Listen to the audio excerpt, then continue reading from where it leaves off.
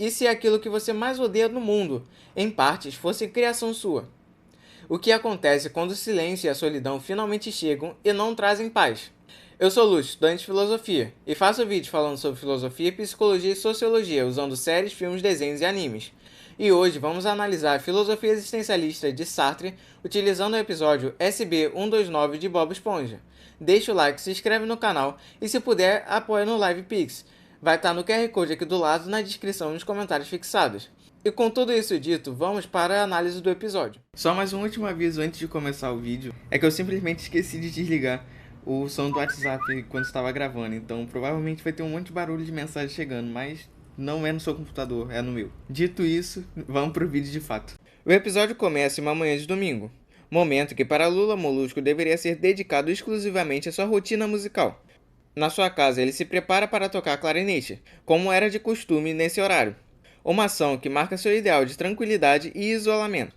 No entanto, esse momento é interrompido pelo despertador do Bob Esponja. O som do despertador, ao mesmo tempo que ele iria começar a tocar, faz com que Lula Molusco se assuste. Com isso, o clarinete acaba preso em sua garganta, impedindo ele de falar. Nesse estado, Bob Esponja e Patrick vão falar com Lula Molusco, que convidam ele para caçar águas-vivas. Lula Molusco protesta e tenta falar que não, mas sua fala é abafada pelo clarinete, que está preso em sua garganta. Esse barulho é interpretado pelo Bob Esponja não como uma recusa, mas sim como se ele estivesse concordando em caçar águas-vivas. Mesmo após conseguir retirar o clarinete, Lula Molusco continua sendo mal interpretado.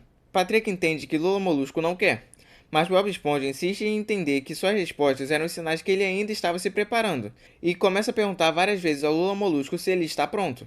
Irritado, Lula Molusco pergunta por que Bob Esponja não está trabalhando naquele dia. Bob Esponja responde que o Siri Cascudo fica fechado aos domingos. Tentando se livrar dos dois, Lula Molusco pede para que aguardassem. Ele então fecha a porta de sua casa e pelos fundos vai até o Siri Cascudo, na expectativa de evitar qualquer contato. Quando chega, encontra o Siri Cascudo completamente vazio. Contudo, essa aparente tranquilidade dura pouco. Bob Esponja e Patrick invadem o local. Em desespero, Lula Molusco se refugia no freezer de armazenamento. Bob Esponja e Patrick, ao não encontrá-lo, supõem que ele tenha ido ao campo de águas-vivas antes deles, e vão embora. Ao tentar sair do freezer, Lula Molusco percebe que está trancado, mas mantém a convicção de que será encontrado em breve. Essa expectativa, no entanto, se revela completamente ilusória. Lula Molusco permanece preso no freezer durante 2000 anos, congelado em um bloco de gelo. Somente após um vasto intervalo temporal, as bradiças enferrujadas do freezer cedem, fazendo com que ele caia no chão. Nesse futuro distante, ele é encontrado por um descendente robótico de Bob Esponja, que o descongela. O choque ao perceber que o tempo tinha passado leva Lula Molusco a implorar desesperadamente para retornar à sua época. Sensível ao pedido, o robô conduz o Lula Molusco até uma máquina do tempo. Podendo escolher, Lula Molusco decide viajar para um momento antes que Bob Esponja tivesse nascido, chamando de simplesmente o passado. A máquina do tempo transporta para o mar primordial. Ali, sua expectativa é finalmente encontrar paz suficiente para tocar seu clarinete sem interrupções. Contudo, essa esperança é frustrada pelo surgimento ali das versões primitivas de Bob Esponja e Patrick. Inicialmente curiosos, os dois entram em pânico ao se depararem com uma água-viva. Na tentativa de se livrar deles, Lula Molusco improvisa redes de pesca e ensina aos dois a caçar água-vivas. A atividade de caçar água-vivas rapidamente os encanta, fazendo com que essa nova prática ocupe o centro das suas atenções. Quando Lula Molusco finalmente consegue tocar seu clarinete, o som produzido é extremamente irritante, provocando a fúria do Bob Esponja e o Patrick do passado, que começam a persegui-lo. Lula Molusco foge e consegue retornar à máquina do tempo. No entanto, em estado de desespero, ele quebra a alavanca de controle, dando início a uma viagem do tempo descontrolada, que só termina quando ele chega a um mundo completamente vazio. No começo, ele está satisfeito com a ausência total de outros seres, mas logo tem sua sensação de alívio interrompida por vozes misteriosas, que ecoam incessantemente no vazio. Tomado pelo pânico, ele tenta fugir, mas retorna repetidamente ao mesmo ponto, como se estivesse preso em um ciclo inevitável. Em completo desespero, ele pisa no chão e acaba caindo de volta na máquina do tempo. Chorando, Lula Molusco implora para retornar ao presente, expressando saudades da fenda do biquíni, e surpreendentemente, até mesmo do Bob Esponja. Ao recusar novamente o convite para caçar águas-vivas e questionar a origem daquele jogo idiota, Lula Molusco é informado de que ele próprio inventou isso no passado. Nesse momento ele percebe que criou um paradoxo temporal. E assim acaba o episódio. A vida de Lula Molusco se apresenta no início como um projeto aparentemente bem-sucedido de má-fé metódica. Mas o que isso significa? Ele construiu com cuidado e persistência uma forma de existir que tenta imitar a solidez, a estabilidade e a finalidade já dada de um ser em si, sem nenhum tipo de pensamento ou subjetividade. Se trata de um esforço contínuo para viver como se sua vida já estivesse pronta, como se fosse algo concluído, fechado, e não como algo que precisa ser decidido a cada momento. No livro Ser e o Nada, Sartre diz que o ser em si é opaco a si mesmo exatamente porque está pleno de si. Melhor dito, o ser é o que é. Isso significa que esse copo é um ser em si. Ele é um copo e apenas isso. Ele é o que é, um copo. Além disso, o copo já tem uma função pré-determinada quando ele foi fabricado, que seria de levar a água para a boca, ou qualquer tipo de líquido. Coisa que um ser para si, como seres humanos, não tem. Eles não têm um objetivo pré-definido, segundo Sartre. Na fenda do biquíni, o mundo de Lula Molusco funciona como um universo fechado. Tudo é controlado. O polimento do clarinete, a execução matinal, a valorização da rotina de manhã. Cada gesto possui uma função precisa e um significado claro que foi dado pelo próprio Lula Molusco. Nada deveria fugir do esquema de ordem e previsibilidade que ele criou. É nesse contexto que se manifesta aquilo que Sartre chama de má-fé. Como ele mesmo diz, a má-fé é uma mentira a si mesmo. Mas, como a verdade que se esconde está sempre presente na consciência, esta mentira deve, ao mesmo tempo, conhecer a verdade que mascara. A certeza implícita de que tudo deveria ser perfeito e silencioso funciona, mas com uma cartilha existencial que orienta sua conduta. Se trata de uma tentativa desesperada de impor uma necessidade artificial e uma harmonia previsível no lugar da contingência radical da existência. Mesmo sem ter plena consciência disso, Lula Molusco se engana.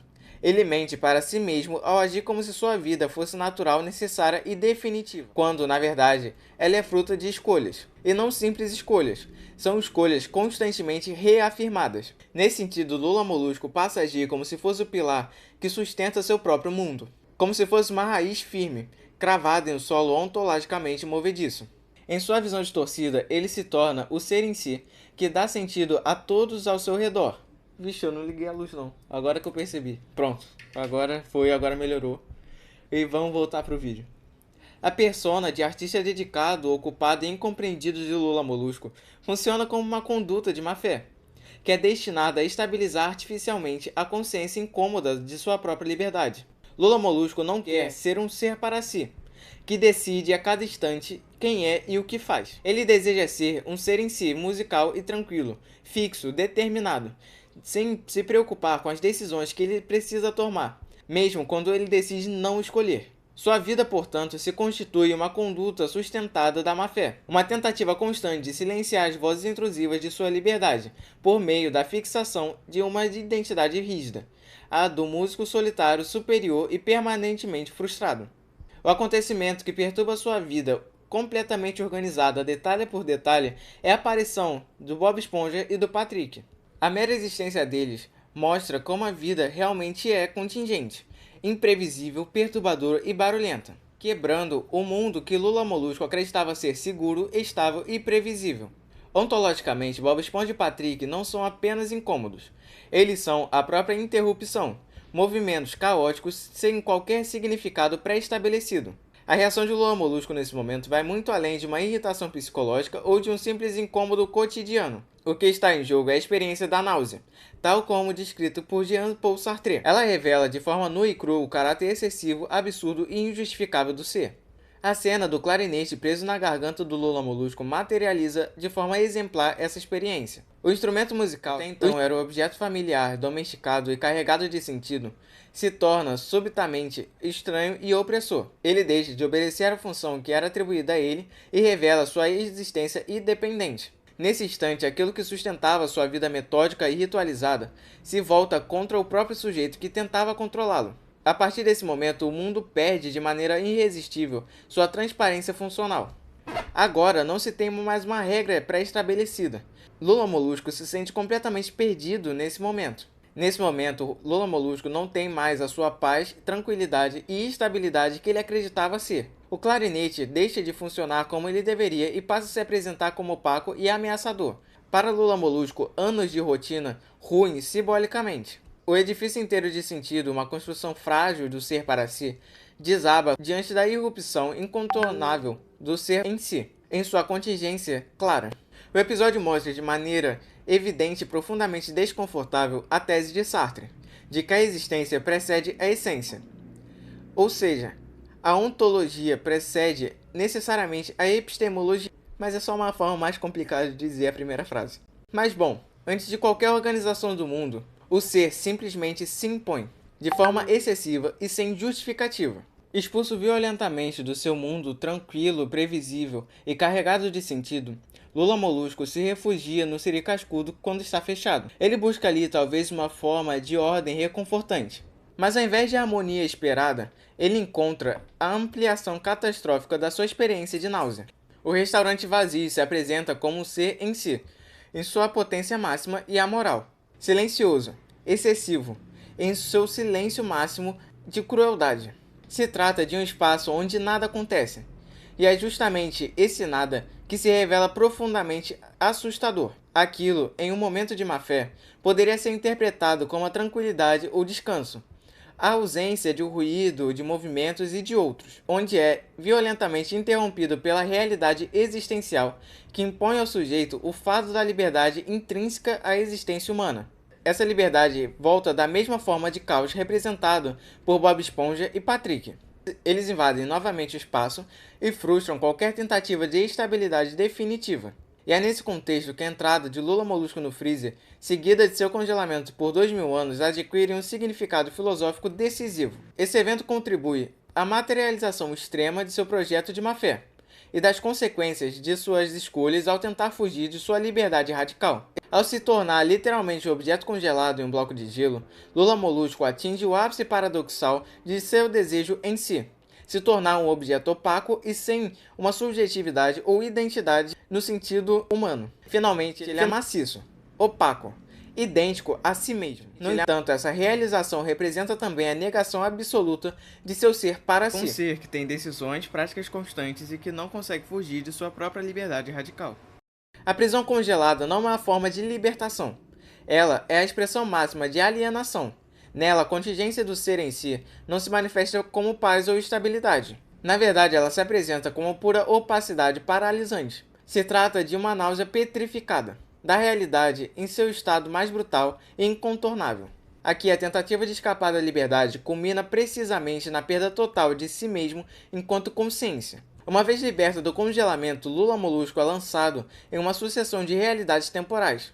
Esse percurso culmina em um espaço radicalmente distinto, o vazio atemporal. Se o congelamento representava a experiência traumática do ser em si, a opacidade absoluta de uma coisa imobilizada, o vazio, por sua vez, é algo diferente. Ele é a reflexão inevitável do ser para si, diante de sua própria liberdade constitutiva. O clímax existencial desse percurso ocorre no momento em que vozes começam a ecoar no vazio. Essa experiência não se reduz a uma solidão física ou espacial. Ela não é apenas estar sozinho. Se trata, antes de tudo, da externalização da própria consciência de Lula Molusco, do eco de seu isolamento ontológico fundamental. No vazio não há objetos, não há outros, não há distrações. Resta apenas a consciência confortada consigo mesma. Essa situação exemplifica o que Sartre descreve como angústia.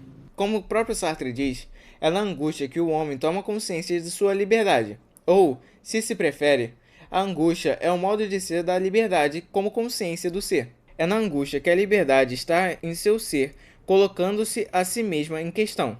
É nesse momento que Lula Molusco passa a se perceber como o ser pelo qual os valores vêm ao mundo. Mas agora em um mundo sem outros, sem testemunhas, sem qualquer contraponto. Sua tentativa de fuga, marcada pelo movimento constante e pelo retorno inevitável ao mesmo ponto, funciona como uma metáfora clara da impossibilidade de escapar de si mesmo. O ser para si não pode fugir da sua própria condição.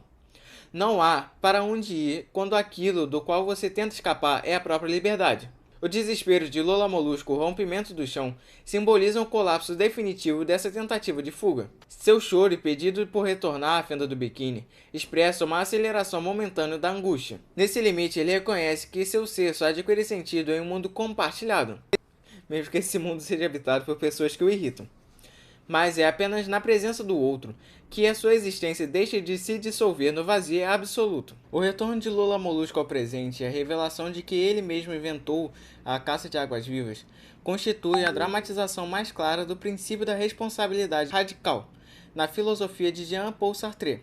Como diz o próprio Sartre, ser livre é estar condenado a ser livre. Até esse momento, Lula Molusco se percebia como vítima de um mundo absurdo, barulhento e hostil. No entanto, a descoberta do paradoxo temporal o obriga a reconhecer algo decisivo. Esse mesmo mundo é, em parte, produto da sua própria liberdade exercida no passado. O paradoxo que ele identifica no tempo ecoará diretamente no paradoxo existencial descrito por Sartre. O ser para si é liberdade projetante. Ele é capaz de criar sentidos, valores e práticas. Ou seja, a forma do uso da liberdade radical, que é inerte à existência humana, vem também com a responsabilidade radical pelas suas próprias ações.